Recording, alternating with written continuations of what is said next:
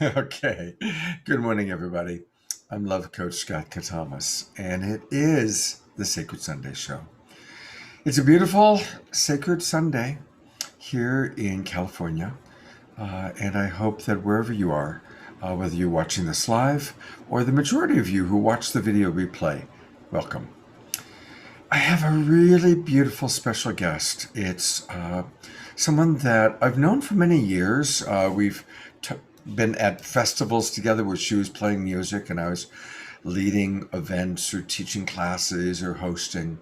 Um, and I've really gotten to know her this past year as she's been one of our favorite musicians on Saturday Night Alive. And so, what I've been doing more and more with our Sacred Sunday show is finding those fascinating people, those people that I want to spend more time with, and inviting them to be my guests to really go deeper. And that, of course, is our case today with Larissa Stow. We have a really beautiful conversation with Larissa. Now, as fate would have it, something came up for her this morning, and something came up for me this morning. Now, I'm coming to you live, but last night we had Pato and Antoinette right in my own hometown where I live, and so I was hoping to have breakfast with them this morning. It's not going to work out. They had to get up and leave earlier for where they're going. So I'm going to be, but I did a pre-record with Larissa. So I'm going to play the pre-recorded video for us, but it's dynamic. It's really powerful. She's had an amazing life. She was on the brink of death and had an extraordinary healing experience that changed her life and rerouted her attention and dedication. And you're going to hear all about that really fascinating, amazing story. And I'll be available to chat and connect. So we're going to get to the Larissa video in just a moment. But I just want to invite all of us, and thank you, Bonnie and Mark, who's in the Zoom room. Welcome. Welcome to anybody watching live on Facebook, live on our YouTube channels, or anybody who's watching this replay. Welcome. I do like to start the Sacred Sunday show often with a meditation. So I'm going to lead a short one just as an opportunity for us to drop in, kind of really take, it'll probably be 2-3 minutes long. And so I invite us to put our devices away, don't multitask. Let's just drop in together, shall we? So inviting you to close your eyes and breathe at your own pace, but consciously breathing. Really paying attention to the breath coming in and out. Breathing through our nose often is a wonderful way to oxygenate ourselves and to be more conscious about our breath. And on each inhale, imagining that you're bringing in beautiful life force. And on every exhale, releasing anything that no longer serves you, releasing the old. Our breath is such a beautiful microcosm of life. Inhale, new life experience.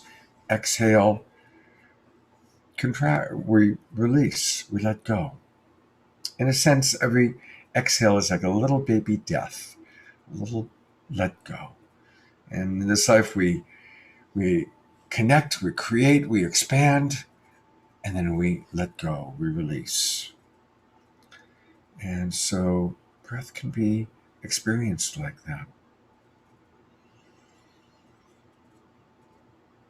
And so as you inhale, what are you wanting to bring into your life at this time?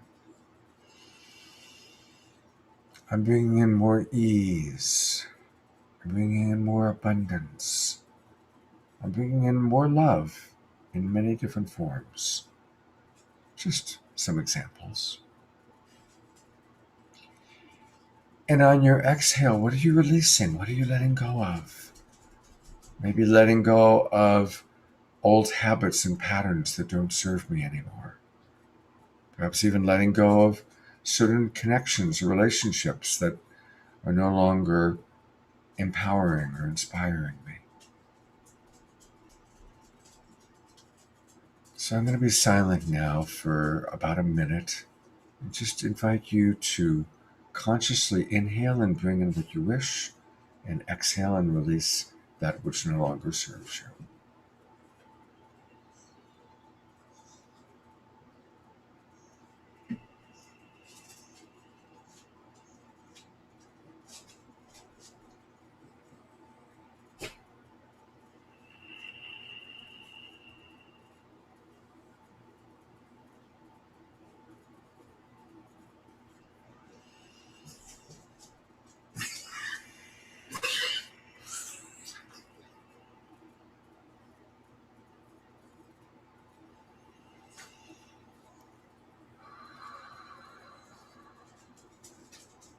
Slowly coming back. Thank you so much. It's nice to breathe together, isn't it? So, welcome. It's lovely to have all of you with us. And please, you are so going to enjoy the magic, the wisdom, the beautiful spirit that is Larissa Stow. So, here is my pre recorded interview with her. And I'll stick around and connect with you all through chat. Definitely want to make sure the sound is proper. There we go.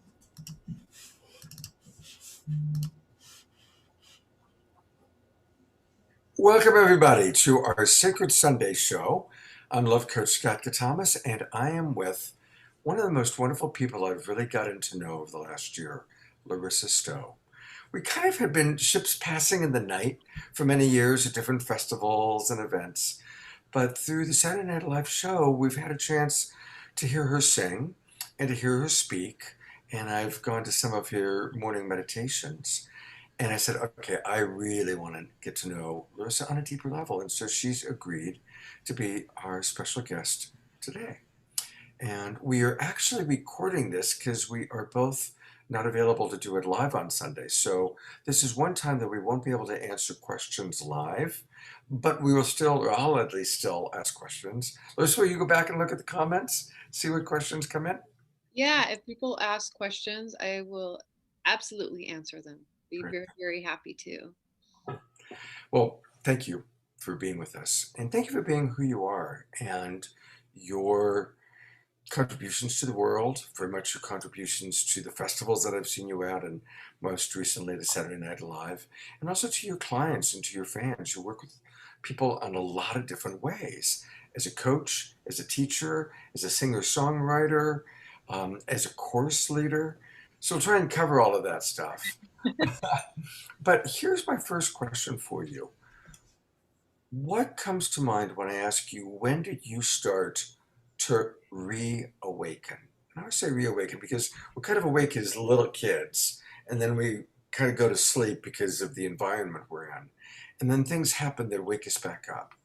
What were some or any significant awakening experiences for you? I would say back in about 2006, I started having a very, very deep need to connect to spirit in a much more profound way. And I found myself starting to have experiences that were very, very mystical. And I'd had experiences when I was younger that were quite mystical, but there was kind of like as you were saying, there's a bit of a maybe a period that was more dry, or not as intense mystically. And in 2006, I started working with singing for, I should say at the time, and it actually happened before then, but it was really getting, I guess, intensified in 2006 with Swami Vishwananda. And there's a lot of stuff going on. And I know there's a lot of controversy around him as well now, which there always seems to be, with a lot of spiritual leaders. But to be honest, like being in that consistent energy of devotion and being around a lot of mystical experiences, like he was very much, and I'm not going to go into all the shadowy stuff that happened, because we could go there, but it's really not about that. I mean, it was really a time where I started feeling myself start to open in different ways than even more so. And I started feeling more of this multidimensionality starting to open up within myself. And around 2006, it became very apparent that I needed to go deeper in that. Like I needed to give myself permission to really go into it. Um, and at the time, I feel like I'd kind of been a little bit in the closet with my spirituality in the sense that I felt like if I was really open about it, I would seem insane. Um, that that there I was embarrassed to really share like the depth of what I was going through and what I was experiencing because I at that time I felt like it might not be accepted. And at that point in my life, it was like one of those forks in the road. And I remember Mirabai is one of my best friends, Mirabai Davy. And she's like, Law, you have to come out of the closet. And she encouraged me as well, and I felt like, yeah, I need to, because I felt like I wasn't being as honest with myself and what was really important to me. And it's almost now looking back on it, I'm, it's one of those things where I'm like, I can't believe that I was so embarrassed about it back then, because now it's so like, this is just what it is, you know? This is where I go. This is what I experience. But back then, I felt like, yeah, I really felt like the world wouldn't accept it. Mhm. Um, and so I felt a bit hidden. And once I started to give myself permission to talk to, honestly, with my husband about it, I had a big, huge fear at that time in my life about being um, all that I am, uh, and how it would affect our relationship. And and to be honest, it was challenging, for him. And I got to the point where it was like, I really have to be honest about everything that I am. I can't hide this anymore. I need to go further. I need to go deeper with this.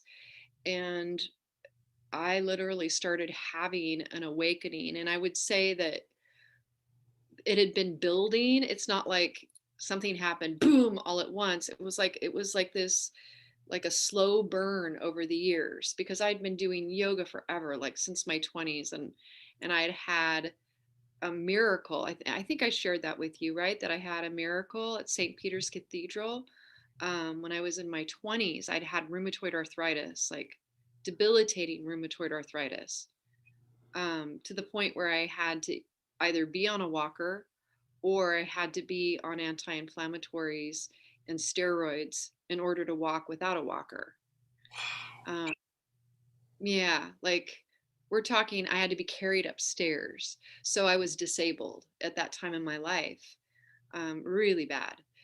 And I had this incredible miracle. And I feel like the miracle happened because I knew that it had to happen. Like I knew that I couldn't be on anti-inflammatories and steroids for the rest of my life and live a long life. I knew that wouldn't be possible. So it's like I within my whole being, I knew something had to happen and I believed that it would happen.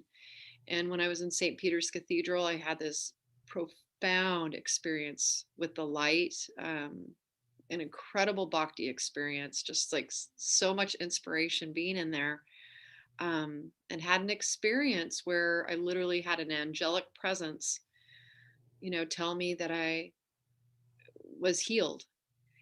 And I believed it. I knew it to be true. It also told me I had to do yoga though for the rest of my life. That's a stipulation. It's like, but you have to take care of yourself. You have to do your yoga for the rest of your life. Um, And I was like, yes. And from the next day forward, when it came time to take my medication, which I would always put off, I would only take it when I started to swell up because I never wanted to be on it. I didn't swell up. And thus, like, I've always had this really profound relationship with spirit. I've always been super open to spirit, but that slow build in the sense of, okay, I have this relationship with spirit, but to really allow myself to go into the depths on a consistent daily basis of, it's okay if it looks like I've lost my mind. It's okay if I talk to the other side, behind the veil. It's okay if I get these downloads that don't make any logical sense, and yet I can feel them in every fiber and cell of my body to be true. And even if I'm not on 100%, that just by saying yes to it and walking in that direction, I'm always taken in the right direction. And I'm always able to help others go in a better, more aligned direction, but from following all of this. So saying yes to this, it was like a slow build, a slow burn.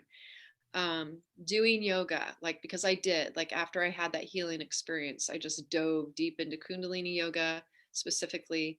And for me, that has always been a really beautiful place, for me to connect to my own spirit. Again, has nothing to do with Yogi Bhajan. Like, it's funny, these teachers pew, pew, falling all around us. um, but for me it was huge, and I felt my nervous system, like, over the years I felt my nervous system opening. I felt these incredible things happening, like standing in a store and having my whole crown just start to go and literally not moving out of 3D into this total energy of transcendence as I'm standing in line at the supermarket, right? And going, all right, we're just going to be with this right now. In this moment, this is what's happening. And as I said yes to it, and said yes more and more and more to it, I started having what, I have come to know as a kundalini awakening. Um, and it's been layers upon layers. And there's many things that have played a really big role in that awakening. And I could talk about that, and that's actually what I'm writing about in my course. But I go in the book, I'm going into more of a personal, um, expression. It's like the book will be the tell all, you know, and believe me, this is my tell all is going to probably be shocking to some people. And it's taken me a long time to come to this point, to be like, okay, I'm still gearing myself up to really be able to share Mhm. the full on of how this kundalini, awakening came to be, um, and how that's impacted my life, how that's impacted the community around me. Um, and it's been an incredible journey. So yeah, I would say 2006 it started really, and by 2008 it was like, and then it just kept going, like, and I've gotten blown out by my kundalini as well when I didn't listen to it. Mm. Um, I was never ever afraid of the kundalini, and in teaching about it and the awakenings, I was always very much like, don't be afraid of your kundalini. I mean, people who've worked with me would tell you that over the years, like, there is no reason to be afraid of it. That is when you listen to it, when you listen to its guidance. There's nothing to be afraid of. When you listen to love, like when you listen to the guidance of the kundalini, when it's speaking and wanting to protect you and guide you. But if your ego overrides what it's telling you, which I did one time, you can completely blow out your system. And that literally was the beginning of, like, my health, you know spiral. for a while, why I went down in health, is because I didn't listen at one point and I blew myself out. Wow. Um, and yet, like, I can honestly say that I almost died. I was in the hospital and I went through a lot with that decline. And that's a whole other story. But I would say that because of that, too, it gave me like the biggest teachings. And now I really understand Kundalini. And I really understand how to help other people work with their Kundalini awakenings and how to ground Kundalini. If I hadn't gone through all of this, um, I if hadn't had my ass kicked by it, I wouldn't also know, really how incredibly powerful it is, and how it can be dangerous if you don't listen to it. Right. Like it's a really amazing teacher. And I think it's the most incredible inside out teacher that we can all work with. But if you don't listen to it, it also can be like the whoosh, because our container, that we have, it can only hold so much electricity. Right. It's like a mathematical, you know, like purely, physical thing here, that if your container isn't big enough to hold that much electricity, you will blow it out. So you have to make sure that you're deeply listening, when you have an awakening, and know, how to navigate those energies. I've got 17 questions that I want to ask as we filter through the interview. I know. So I'm going to winnow it down. I think so many of the people watching this are people who have had spiritual experiences, and many of them are still in the state of not wanting to be made wrong or told that they're crazy. Right? So I want to kind of go down that track for a moment, and I want to acknowledge our epigenetics. We carry the ancestral trauma going back at least 7 generations, which means we all had ancestors who did have profound spiritual experiences and were crucified for it. I mean, they might have, they were burned at the stake, or they were castigated, or they were thrown out of the family, or they were perceived as crazy, right? So there's that enormous stigma that we carry culturally and in our epigenetics, the fear of acknowledging experiences that are outside the realm of what culturally and socially is considered normal. And of course, Right. I know there is no such thing as normal. Normal is it's What science is fiction. it? What Right, does that what's mean? normal? Yeah. So, with that being said, what would be some of the tools and practices that you'd like to share of how you've navigated your way? And kind of within that, how have you cultivated knowing the different voices? Like what is the voice of your ego versus the voice of the kundalini? How have you kind of cultivated that understanding? That is a very good question. Um, Listening. My ego has its own agenda. And when I listen, when I ask, rather than thinking I know, the moment that I'm like, I know, which is what my ego did in that moment. Like, in this particular experience, I was having like these incredible, like almost lightning bolt surges of electricity going up into my brain, right? And it was just like boom, boom, and it was lights. It was like a light show, but it more than the light show. I was in this state. It felt so ecstatic, and expansive, like this unified field. And yet, Larissa was there. She was there going, whoa, it was like, whoa.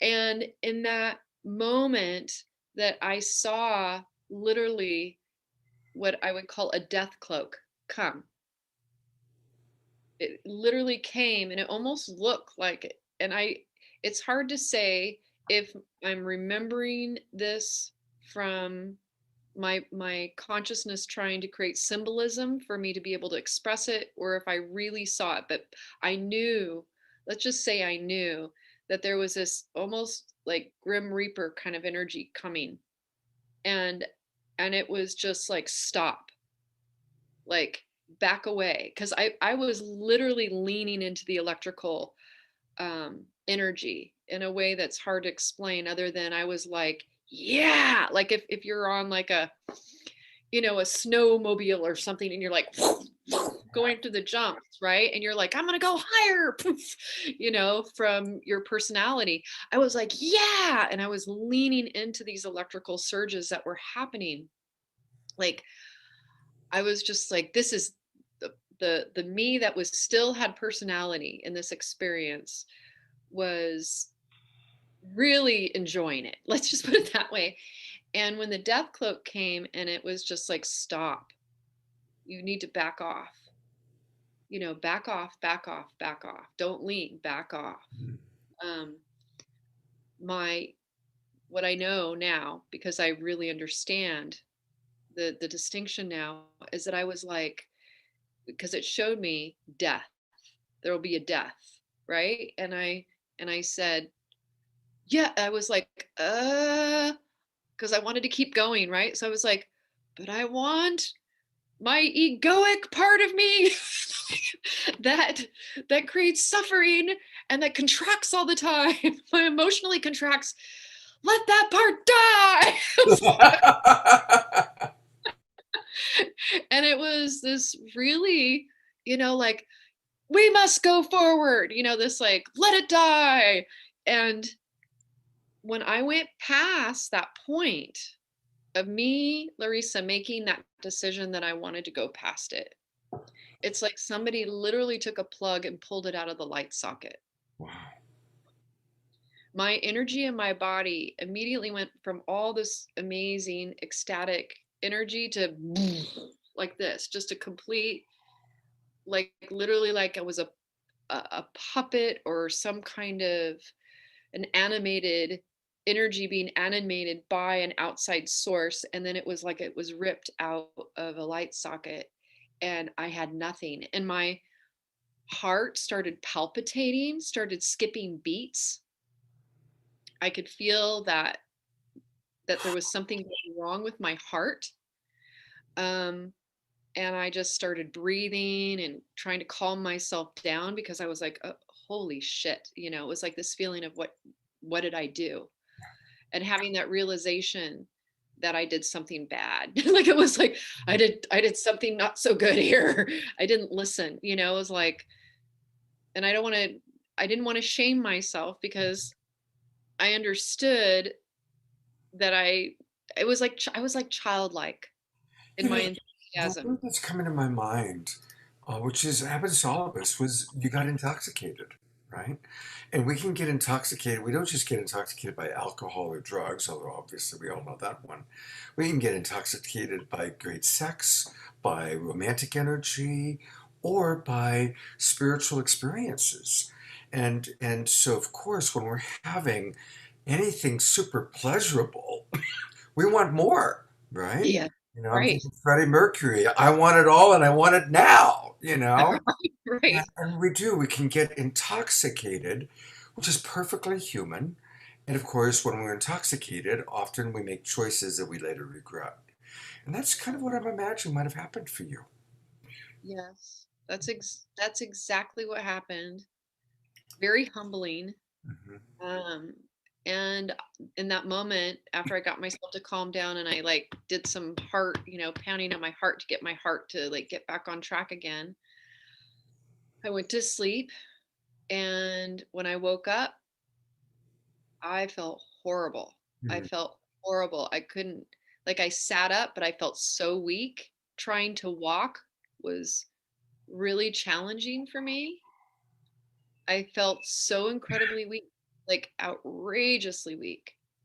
Um, and this didn't go away.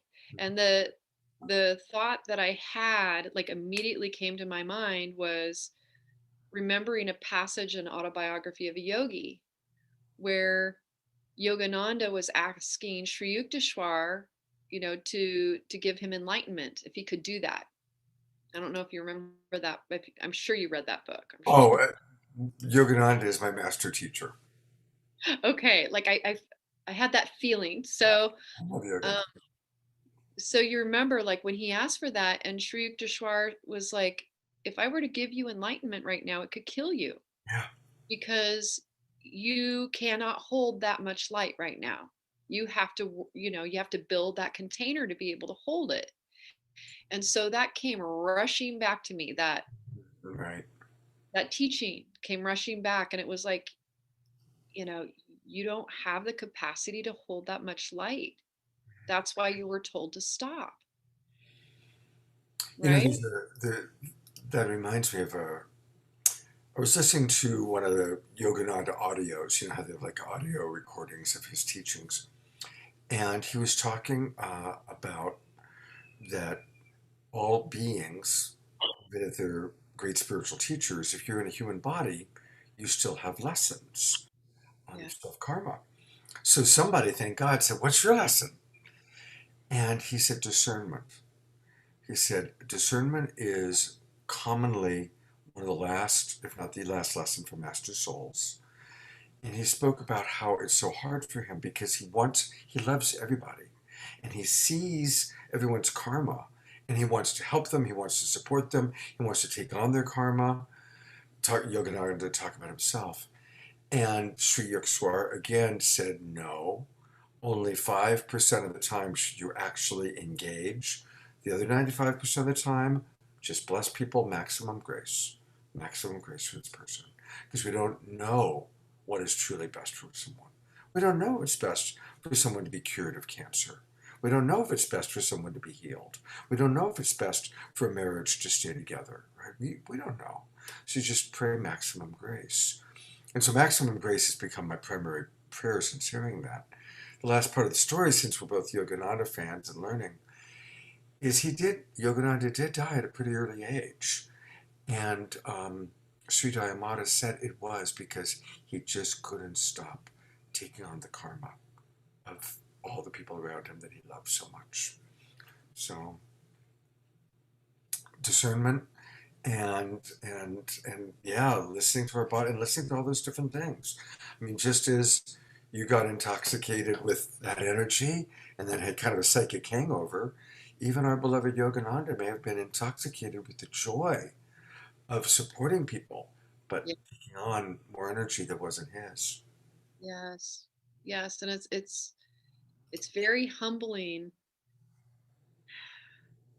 because our soul does know, and it's not easy to listen.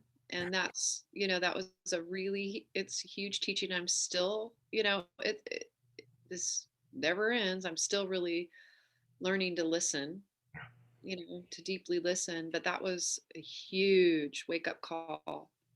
Because I got sick. Yes, my energy came back. It took a couple weeks. My energy started coming back again, but then I started having this shadow in my right eye, like within a week or two of that experience, where it looked like I'd looked at the sun too long. When you look at and then you Right, and close your it eyes. does, right. I had that in my right eye. And I started noticing that things became really wavy. Like I started having problems reading. Like I'd be like, what is going on? Like things are becoming wavy and what is happening? So I went to the ophthalmologist, and he diagnosed me with macular degeneration. Um, and that was super scary. And he's like, did you have anything? Is there anything that like could have created before he diagnosed me? Before he diagnosed me with macular degeneration, he said, did you have anything that was traumatic, recently really traumatic that you went through? And I said, well, this is going to sound crazy, but I had this kundalini experience. He had no idea what I was talking about. And he's like, I have no idea what and I'm like, but I'm pretty sure that that's what did it, and he's like, um, and I had shots put in my eye. We're talking, this was, heavy, heavy, heavy, like to the point where lines became so wavy. People's faces started distorting, turning into fun house looking. Um, and I thought I was going to go blind in my right eye. It was, and then they say if you have macular degeneration, there's a high probability that it'll hop in the like you'll get it in the other eye as well. So here I am thinking I might be going blind, um, all because of not listening. Blowing myself out. My left breast started bleeding, like at the same time. I mean, I was a mess, and then that like started the whole. It just started this whole, and it was definitely. I feel like I'd already had dark nights of the soul before then. I'd already gone through some major ones, so I'm like, oh my god, like it was like, like really, like it was so huge. And then I had the cancer scare. I was diagnosed with um, ductal carcinoma in situ, um, and I was dealing with that. And then I ended up in the hospital because I had this pain, outrageous pain um, in my abdomen, like uterine area, and with that they didn't know what was wrong. And then like they didn't know this, but I got C. diff in the hospital. Like it was like this horrible bacterial infection that they had no idea of. And then they found out a month later I had an ovarian torsion. They still didn't know I had C. diff, and I was just going down. I was just going, everything was going like it was like system failure, system failure, beep beep beep. And I just kept getting worse and worse and having less and less energy, and now having massive pain on top of everything.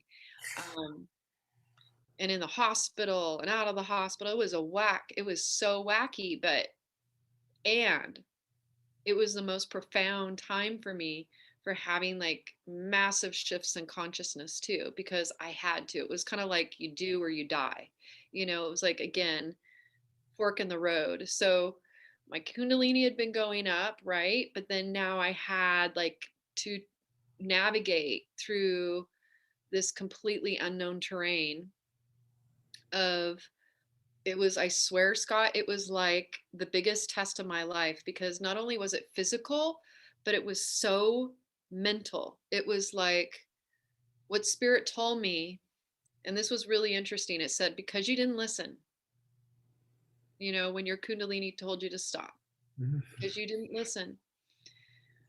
It's, Because thank you so much for sharing just the vulnerability of that. Um, and another question, because I'm thinking how our viewers might be curious. So you have a husband, yeah, and you were married before you had your first awakening, and then obviously you were going through all of this, and his beloved. Had you had your daughter yet? The- I had my first daughter. Yes, my first daughter, who's now 20. I had, uh, well, I had her obviously 20 years ago, way before Your first experience, right? my major kundalini. I had obviously, I'd had the St. Peter's Cathedral. I Mhm. had mystical experiences. I even had mystical experiences as a child. Mhm. Lots of mystical experiences. But like I said, it was amping. Everything just started going, it's like this amp, amp, amp, amp up So with how the does the husband go with that? Because of course there's got to be the part of him who loves you and is happy you're having these experiences, and on the other hand, he wants his wife and the mother of his child and then children to be healthy. So yeah. how did he deal with that, and how did you guys navigate that? It was really hard. It was really hard. I mean, we went through a very, very rough time. Very, very rough time, to where, we almost didn't stay together. And it had everything to do with my spiritual awakening. um, and me following, like that rabbit down the rabbit hole. So it's like I have to follow the magnetism of this awakening. and and for him it was like, well, you're not here, you're over there now, right? So yeah, it was really, really rough. It was a very challenging thing to navigate. And I think he honestly was really worried about my sanity when I was younger. um because I did have outrageously mystical experiences even before Arya was born. Um, I had one mystical experience where I literally, after doing an ayahuasca, it was my very first ayahuasca ceremony I'd ever done. And in that ceremony, I merged so deeply, or I should say, Divine Mother came in so deeply. And at that point in my life, it's like I kind of stepped out. Larissa kind of stepped out, and Divine Mother came in. And she was so in within me that for days, like over the course of days, um, I was really being magnetized to helping people in ways where I hadn't before. Like I could hear people, I didn't even know their deepest desires and their thoughts. And I was just so aware of all this that was going on. And he was very concerned, for my well being, even though I was in this very expansive state of love. Um,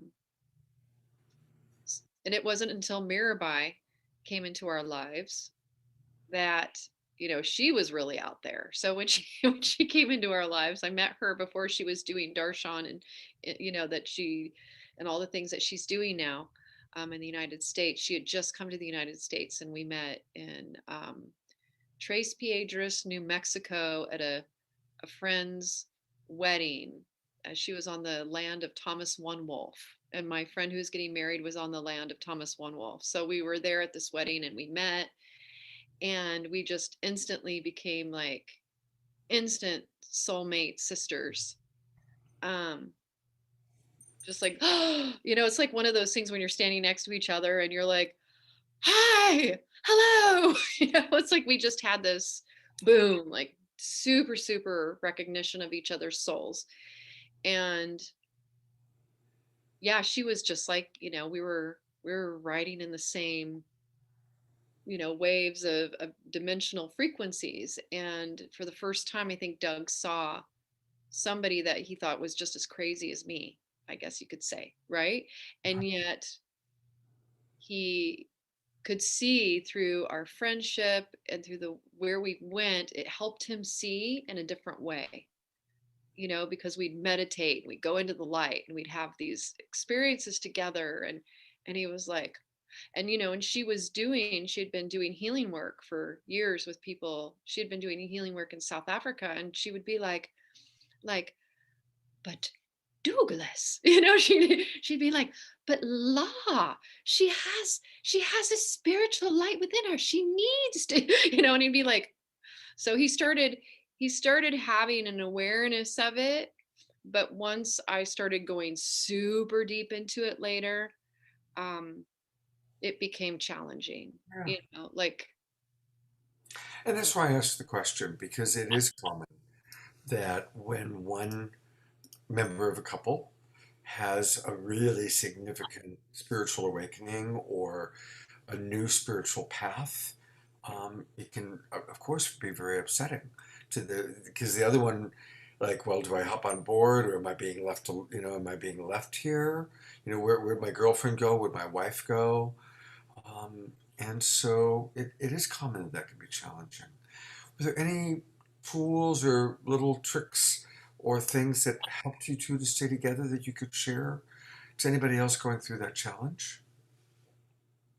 communication, and also really honoring the parts of our relationship that are nourishing, honoring those parts instead of like, okay, well, this isn't working, so we're just gonna walk away from all of it, which is, I know a lot of people do that. And for us, it was like we realized that even though there were some parts where we're not in sympathetic resonance, is what I would say, um, other aspects of our relationship are so nourishing for us. Like we're really good at partnering, um, in community, in our family, creating sacred space. There's a lot of ways that we really support each other. Like we really, even more so now, to be honest with you, like I feel before all of this happened, I think he was more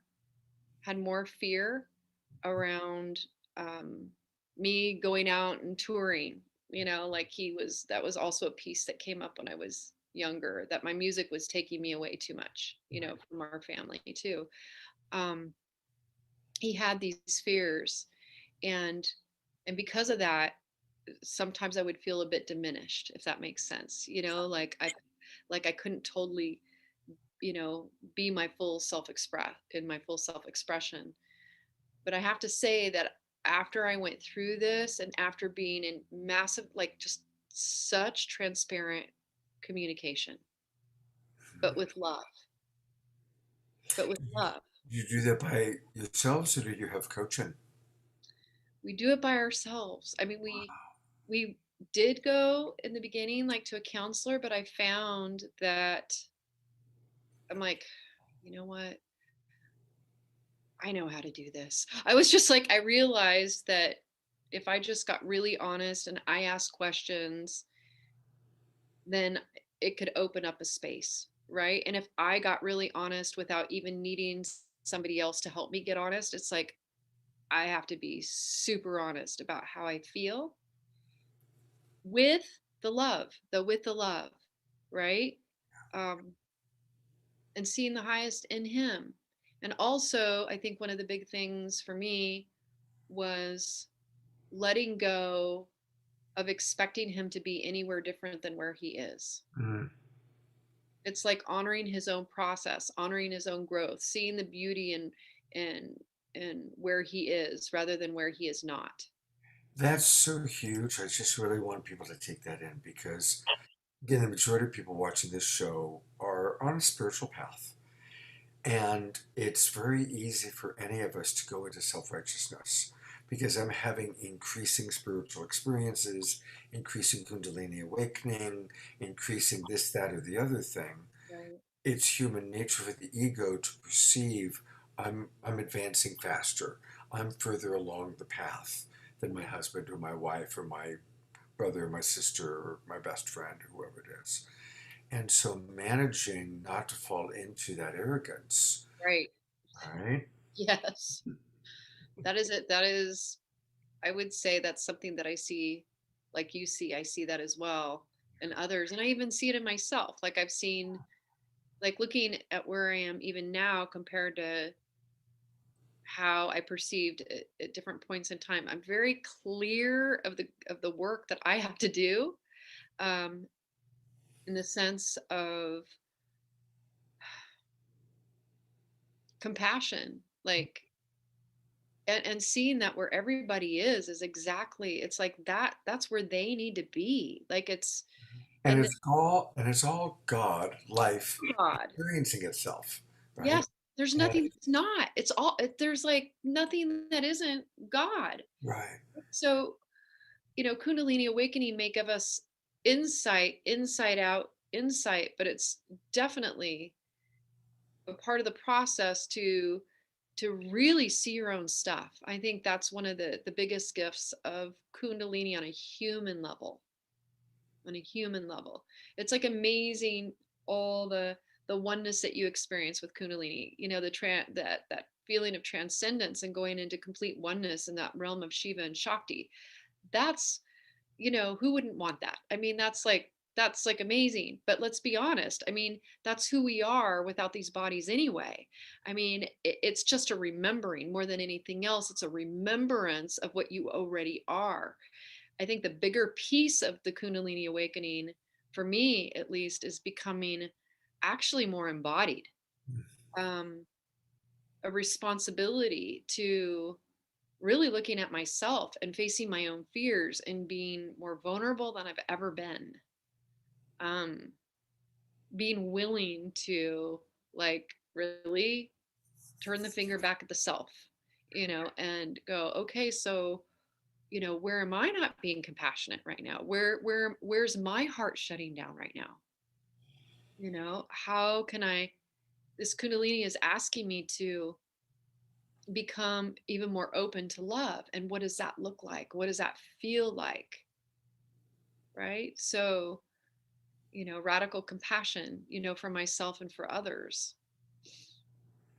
Beautiful. Beautiful. And it was says, we have to start by having that radical compassion for ourselves before we can have it for others. We have to fill our own tank. And that's not about being selfish, but it's about filling our tank so that there's the overflow to give to others. Yeah. Yep. I am yes. And I will say, it's like I went from feeling selfish to self full, and then finally to soul full, full of soul, by, being that aware of how, if I'm triggered, if I'm not being able to really open my arms wide enough to hold everybody where they are, allowing them to be where they are, then that realization that I'm actually, there's a trigger going on the inside of myself. And that this being Larissa needs to get back acquainted with herself, and with turning that love inward and finding how I can get juicier, so to speak, with myself. All right, so I want to definitely focus a little bit or a lot in our remaining time on your different professional endeavors. Now, we all know you're an amazing musician, singer, songwriter, so I'm going to put that aside because we know that. And I'll probably play some of your music at the end. I'd like for you to share with our audience about your coaching. What kind of coaching you do, your kind of the demographic group that you really enjoy working with, and what people can get out of receiving coaching from Larissa. Well, I love working one on one with people. Um, I feel like I have a sweet spot. Like, if I'm to be honest, I have a sweet spot working with women. Mhm. Um, and I would say women who are at a place in their life where they're feeling, like that they could break out. Like, what I see is, for women a lot of times, is they feel a bit trapped, within this idea that they have to show up a certain way in the world, or that they have to continue to do the business that they're in, or their family, they have to show up in their family and in their household in a certain way. They have like this sense of, like, I have to, and a feeling of, um, feeling trapped in a sense by that. And I love to work with women and show them that feeling that they're having, that contraction, is the perfect place to be, because on the other side of that is like absolute freedom. um it's like I always look at it like this: it's like pulling the bow way back, right? So the contraction that has to come right before the expansion, right? So I love working with contraction. Like, that's my thing, is going deep into somebody's contraction, and knowing and getting excited about, if we go deep enough into that contraction, on the other side of that is going to be freedom and liberation. um that's where, like, I get all excited, like, sometimes my clients will even say, it's almost like you're excited that I have this contraction. Like you're like a little mischievous there. And it's because I see what's going to happen. I can feel it, and I can see with my people what is around the bend. And it's exciting for me to see, like, the full potential of what they're stepping into. I can see it. It's like it's already they're already I always say, they're cooked, they're baked, it's done. It's like, you you're experiencing this, but just you wait. It's like, poof, you're gonna go. So I see that as one of the big pieces for the people that are magnetized to me, to really, like, poof, break out, and that liberation in their life. And the other piece I see is, my people are like deep soul divers. I like to call them deep soul divers and badass dragon riders, because they're warriors, and they're warriors of love, and they want connection so deeply. And I see a lot of women struggling to have the depth in their relationships with themselves, with spirit, and with others, right? The depth of connection that they know is possible. And so that's one of the places I feel like I can make a really, that I, by being the witness, by being um, able to fully see where they are, like see actually the depth of their love and their, how they, their capacity to connect, is just creating those bridges by, through that witnessing and asking questions, so they can begin to see themselves, that they have that capacity to create and cultivate the level of connection with themselves, with spirit, and with others. So that's another one of the sweet spots um, that I enjoy, and that I tend to make a really big difference with people. Beautiful. That's beautiful. I it's really, I'm loving getting to know these parts of you. It's really, really, it's a real joy. It's a real joy. I want to start showing people some of your websites and where they can go. And since you talked about your love warriors, let's go to your Facebook page for a moment. Um, and for those of you on Facebook, which is most everybody, there's your Shakti Love Warriors. And of course, you do the meditation every day at 11:11. Sometimes it's you, often it's friends that you invite.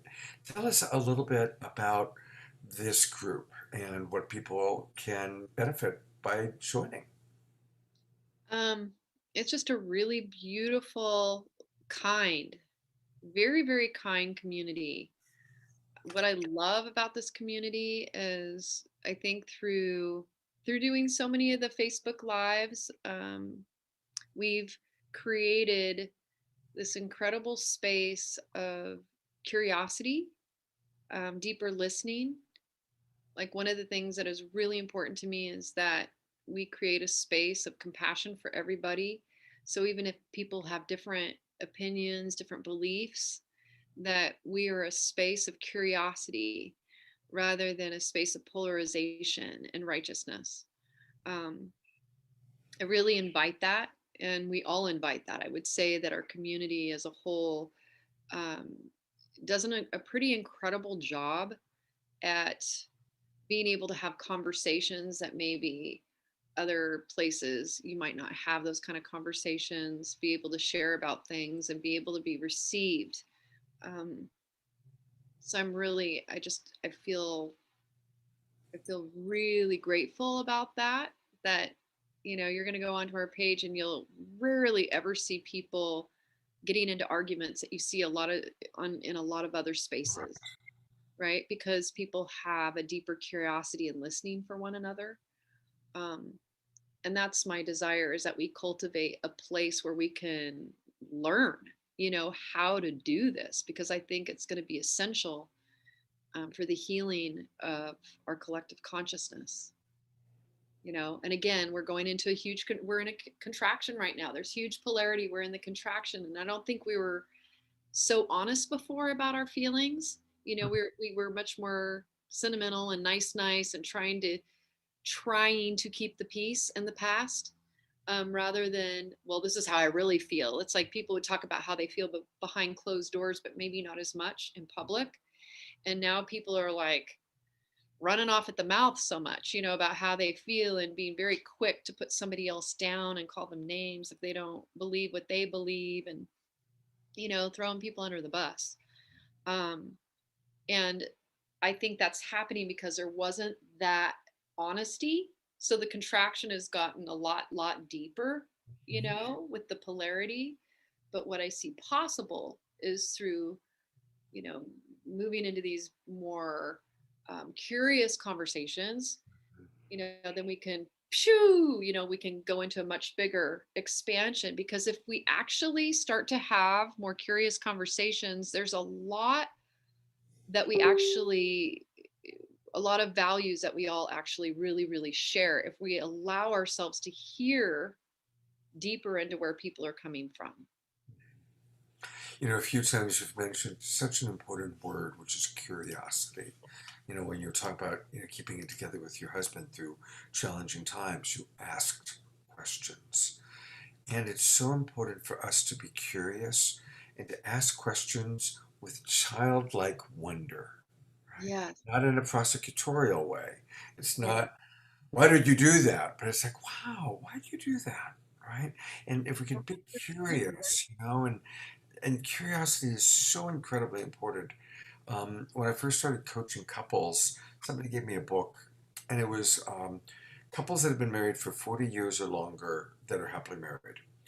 And curiosity was the number one thing through every story. I'm still fascinated by her. I'm still curious about her. We're still curious about each other. And the flip side of that that's tragic is and I'm sure you see it sometimes, when you work with couples, that it's like, oh, she'll never change. Oh, that's Joe. He'll just. And when people put a family member or a loved one in a prison, that's who they are and they'll never change. Versus just kind of, wow, who are you today? Right? Yeah. Who are you in this moment? Who am I in this moment? And maintaining that childlike wonder and curiosity. So thank you for saying that a few times. I just wanted to riff on it for a minute. Yeah, I love that. Thank you for riffing on it, Scott. I love I love how you bring your own awareness and you hone in on something and you bring that into the light's important pieces. Yeah. Yeah, well, thank you. It's such a joy to be talking with you. And when you do say certain things that I just really want to make sure people catch how important that tip is, or that tool is, that practice is. So, Yes. yeah, that's what I'm trying to Yes. focus on. Absolutely, hun. So every day, 11 o'clock in the morning, you guys kind of gather, and 11:11, you've got a meditation, and it's open to anybody to join. Yeah. Yes. Open to anyone who wants to be like in this space of curiosity and kindness, um, So compassion. again, that's on Facebook, Larissa's Shakti Love Warriors group, and this just happens to be up on your page right now. But I love that. What a wonderful new variation on the peace symbol. That's really, really cool. But look at this. I want to just notice this. Like scroll down a little bit to the comments. See this what I love here is see Marie, she's sharing that she would love it more if hate was less prominent. Like she would rather see it rather than end hate, it being something else. She says, but love the symbol. See how she's not attacking? How Right, she's sharing her opinion, but she's not attacking, the right. person who did it. And I really appreciate Yeah. that kind of dialoguing. And that's what my people do. It's like, it's like, that's what I love about my people. Yep, you got good peoples. You got good Yeah. peoples. Yeah. Really good people. They're modeling really well. So you're doing more and more writing now, and congratulations. I didn't know this before our conversation today. You've started writing for Elephant Journal and getting really, really good responses. Tell us about these two articles, and again, just want to encourage anybody as you hear her talk about these two articles, go to elephantjournal.com. It's a great publication to be connected to, and look up Larissa's two posts and thank her, and follow her, and tell us about these two posts. Well, the first one that I wrote was a conscious death ceremony. This was the second one that you're showing that I wrote. All right, well, here, I'll go to Conscious Death first.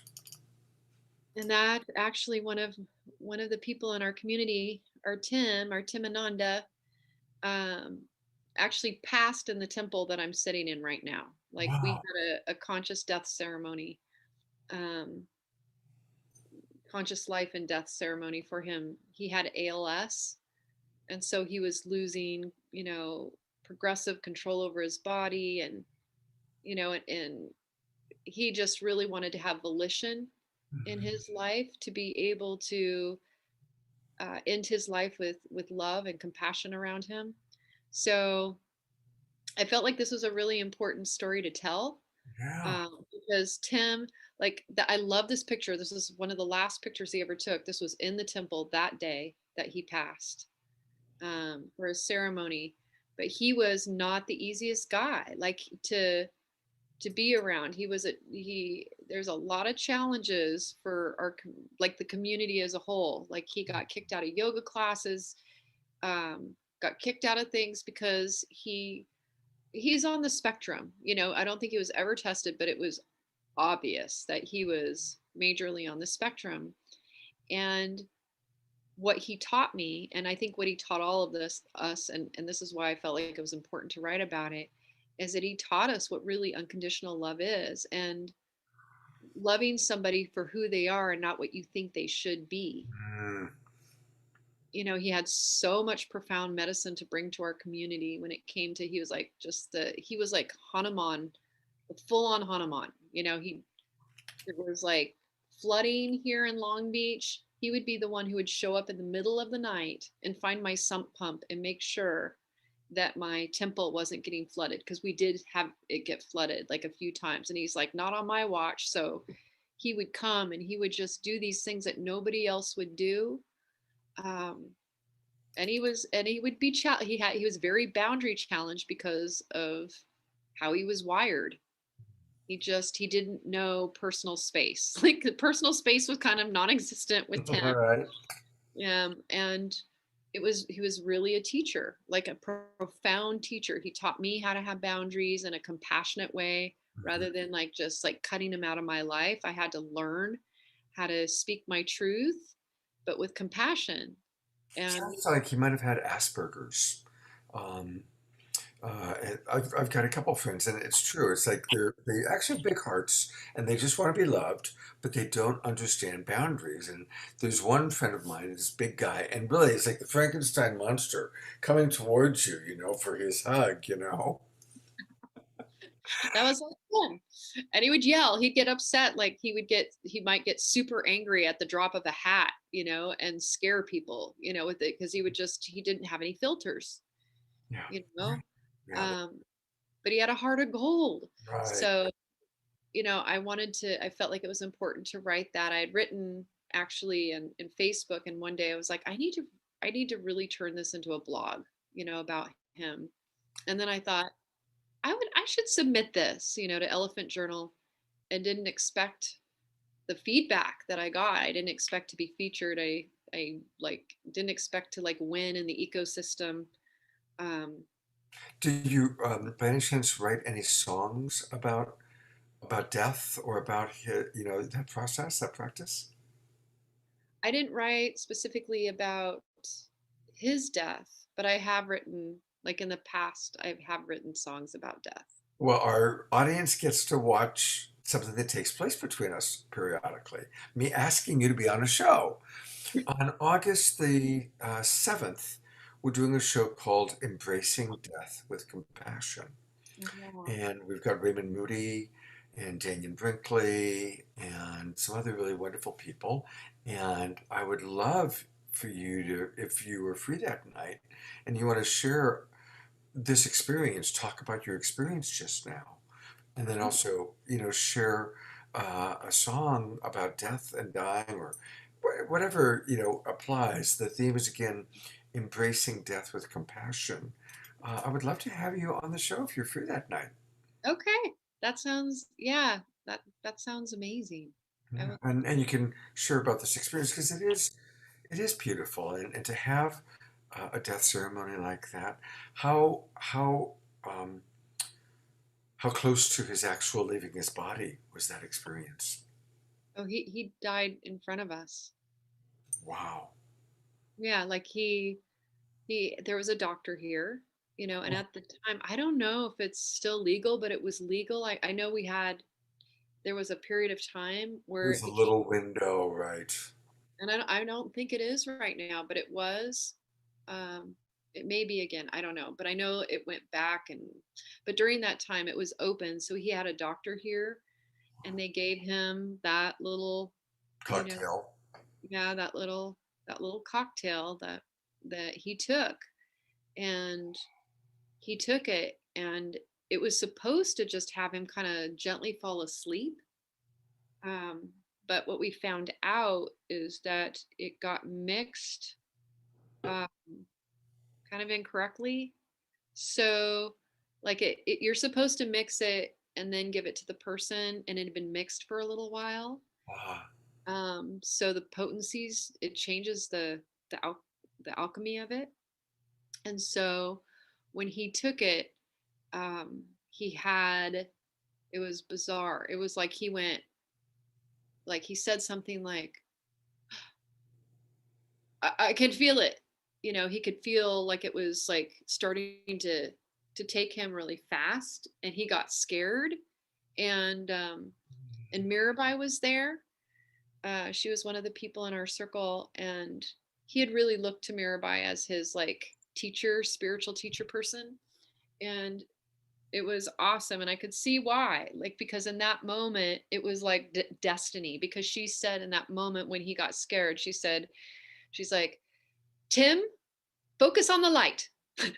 And she was just like, Om Namah Shivaya. She just like got like, she got like boom, yeah. with him, like, focus on Shiva. And she started singing. She's like, Om Namah Shivaya, Om Namah, and we all just started going Om Namah Shivaya all together.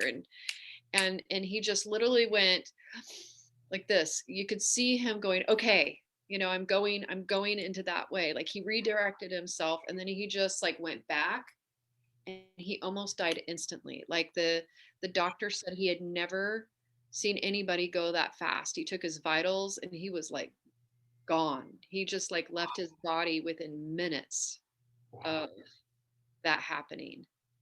Um, and then we all together like took care of his body, like just gave him love. Like I meditated up around his head, giving him light after he passed. And my cousin Jules was, helping to anoint his body. Like everybody was doing all these beautiful things. And we got him in this, um, I don't know what you would call it. It was kind of like, it was this wrapping. It was like we wrapped him in this beautiful, like, I believe it was orange. It was kind of this iridescent orange cloth. It was incredible. And then we were throwing rose petals. And, when the morgue came to take him, it's like we were with him, like just petals and sending love and light. We were just, as a community, just like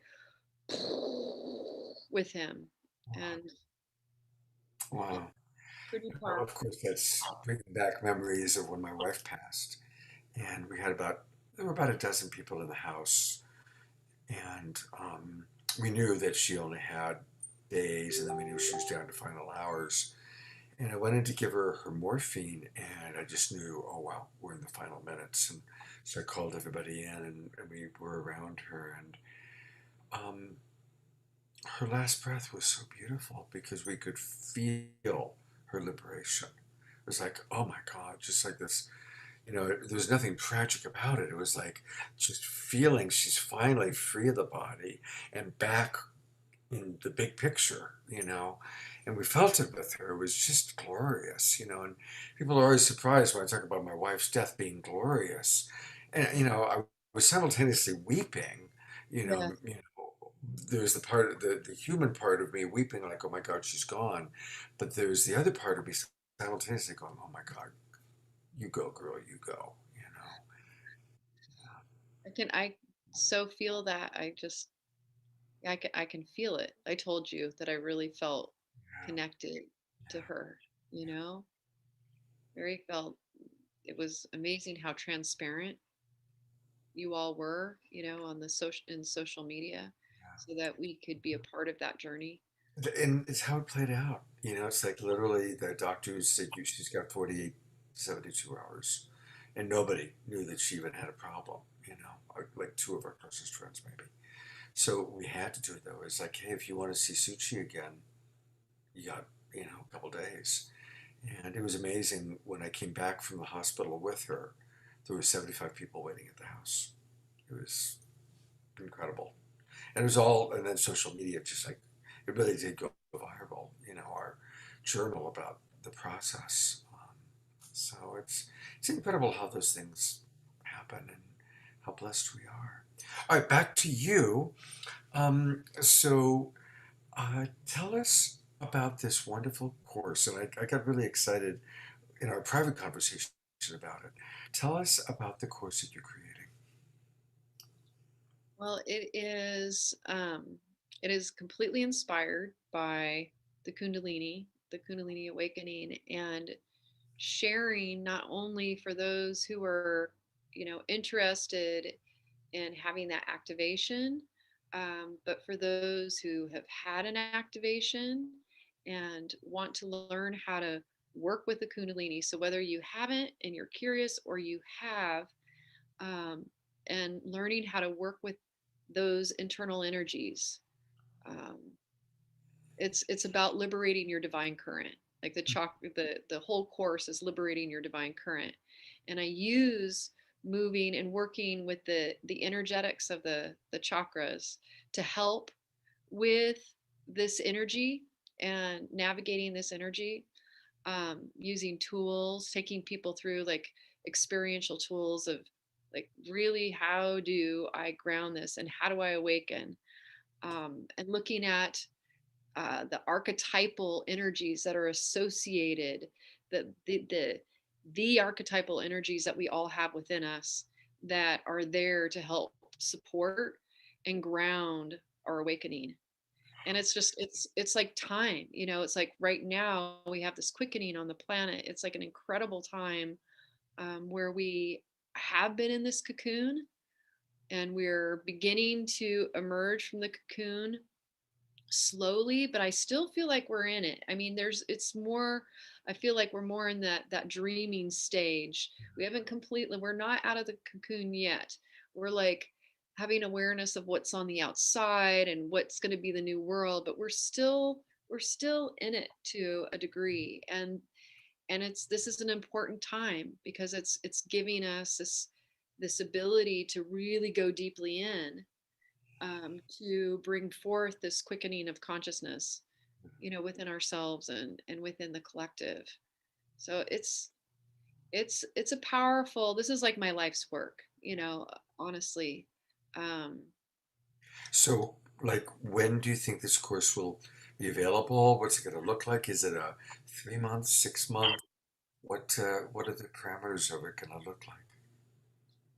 well, it's called a 9-week course. However, I would encourage people to take it, as slow, rather than just like, okay, I'm going to go through this 9-week course, even though it's set up, with 9 modules, um, because each module is so deep, and the things that you learn and work with and the tools that you work with within that module, um, really help you.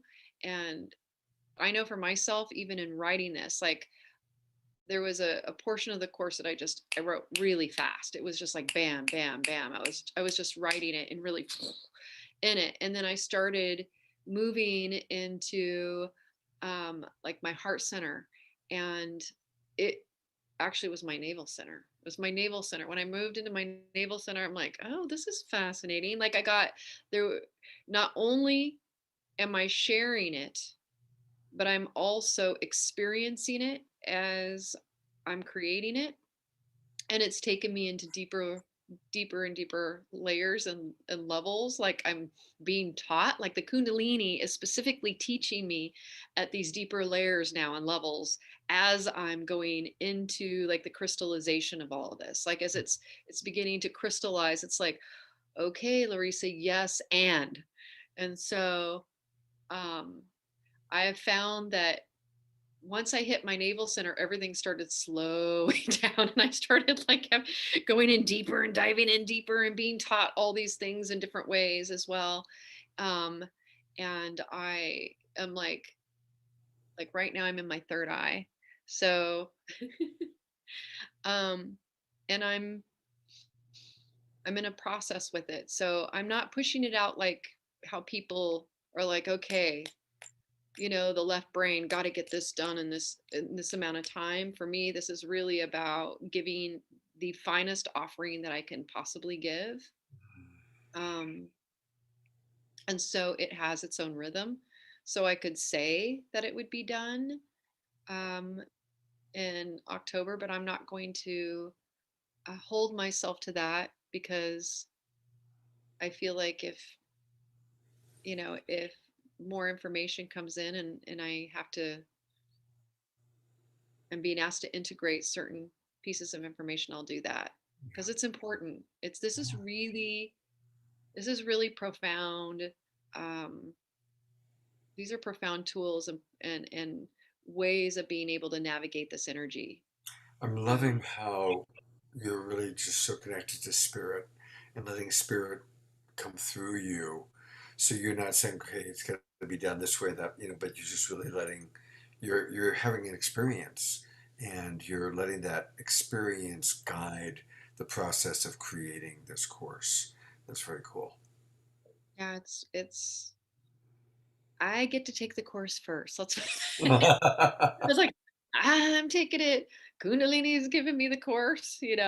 Um, and that I don't think there's any better way to do it for me than that, because then I know the offering is really like, okay, this is Welcome, good. everybody. This is really worthy and I know it will make a really, really big difference for a lot of people.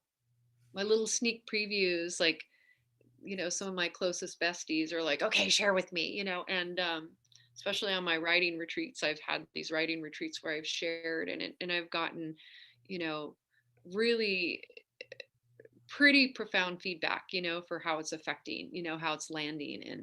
And so I'm really excited to be able to share it with the world when it feels like it's ready, Well, honestly. when it's ready to be shared with the world, we will be doing that on our shows for sure, for sure. Speaking of sharing, likewise, um, just a reminder that her main website, your main website, is, I love that photo of you, by the way, it's an amazing picture. Um, it's larissastow.com. It's her name, LARISASTOW, larissastow.com. And you've got all sorts of beautiful things there. Joining the tribe, listening to your latest album, um, all the different things that you've got going on here. Wow, that's amazing pictures. Um, Anything you want to point out that's especially significant that you want people to really make sure that they go to or check out when they're on your website? Um, not specifically. It's so fun, so funny. It's like postponed. It has the old things that everything was postponed because of COVID.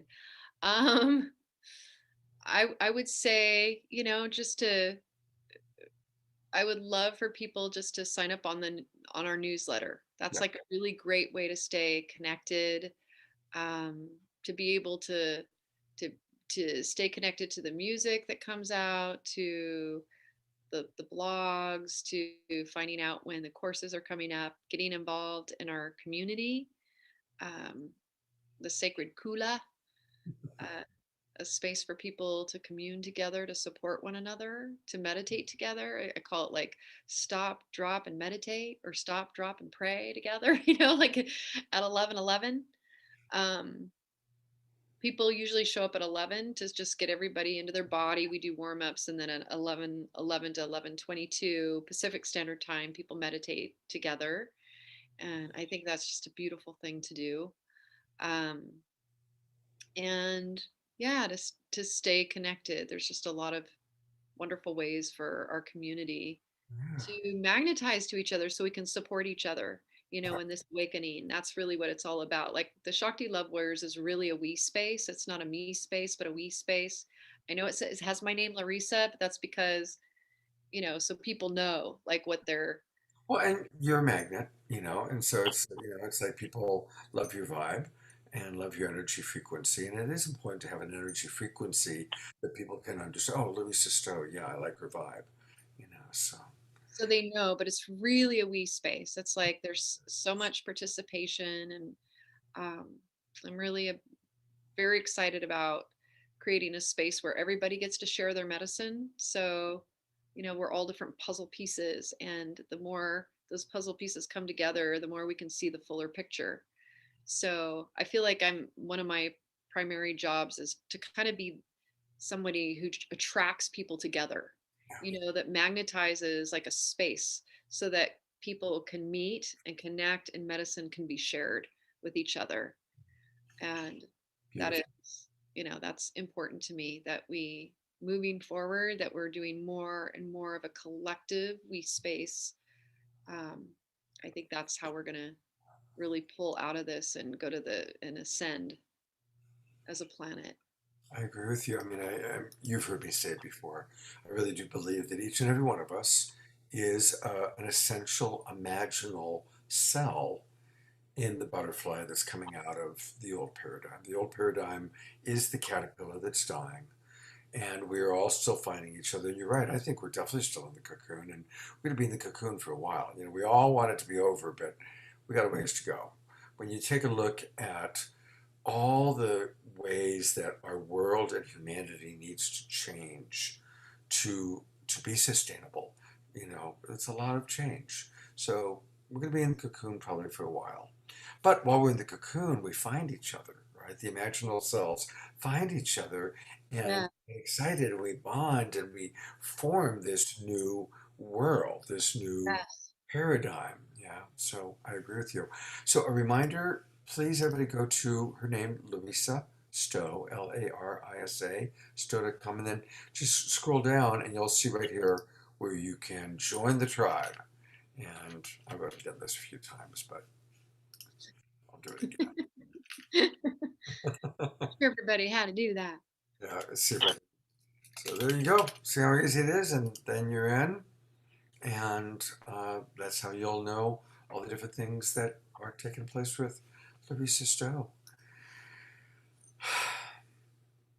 Thank Scott. you so much for taking time of your evening. Thank you to your husband and to your daughter for letting me have 90 minutes of mom and beloved time. So I always appreciate that. So blessings to your family members for sharing you with us, our beautiful tribe, for a little while. And Scott, thank you. Like, thank you for creating this space, for me to share like my passion and what's in my heart and get to dive in with you and create this awesome space, to share with community and find our people. Like, you're creating a space, you're creating that magnetizing energy to draw all of us together, right? All those who vibrate with this information and with this, this frequency. So thank you for the work that you're doing in the world, being on your path, powerfully. Thank you. I'm very, very honored to be here. Thank you for asking me. Yeah, my pleasure. My pleasure. Let's do it again sometime. Okay. Yeah, let's totally I do would it love again. that. I would And love I that. will now see you, of course, on August 7th. And we'll send you a confirmation and do all that we normally do there. But you're in for August 7th. That'll be great.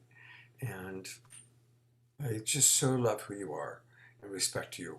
And it's just wonderful to get to know the deeper, deeper levels of who you are.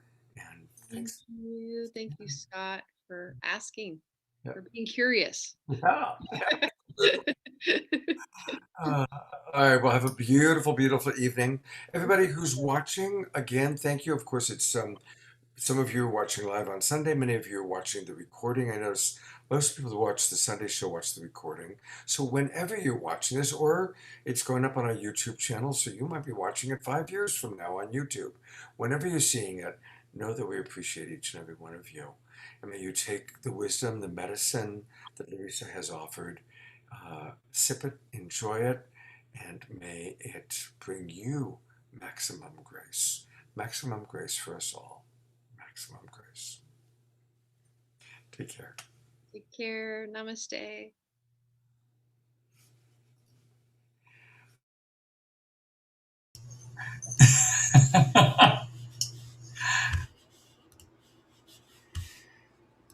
There we go. Had a moment there to end it. Well, I love that all of the members in our Zoom room are still with us. Thank you, Annette, Bonnie. Wow, we got a lot of Bonnies going on. Mark, thanks for being with us. And thank you, anybody watching on Facebook. I saw friends like Christy Michaels, Fanny Starchild, Trish Wright, Robin, Jay Mayer. We're all watching on Facebook. Anybody else? And do definitely check out Larissa Stow's Love Warriors, her Facebook group. Check it out on Mondays. Show up at 11 a.m. She has beautiful meditations during the day. And if you didn't watch last night's Saturday Night Live, it was really powerful. Very, very powerful. You can go back and go to my Facebook page, my profile page, or go to Love Coach Academy videos. We really dropped in with some amazing teachers and speakers about race and racism. And the people with us, the teachers are so wise and able to talk about really hard stuff without being judgmental. And as a privileged white man, I'm still learning about my inherent racism. Not that I'm, being a racist doesn't mean you're part of the KKK or that you hate black people, but just recognizing that there's certain ways of thinking and languaging that we don't even realize have racist overtones. Um, and it was a powerful show, and we had some of the best music we've ever had on Saturday Night Live. Nina Gray rocked it. Um, I love the musicians. Obviously, Larissa Stow is one of my favorites. Kristen Hoffman, who I was working with earlier this morning, she's going to host another show for us on August 14. Nina Gray, Honey of the Heart played last night. Amazing. God, beautiful. All right. I think it is time. Remember, you can make any day, any moment sacred by seeing the divine in all. Let's all practice that. Let's maybe dedicate that today we're going to really practice seeing divinity in all, even those things that we might initially judge. How can we see God, life, the divine inside of that person? All right. God's blessings.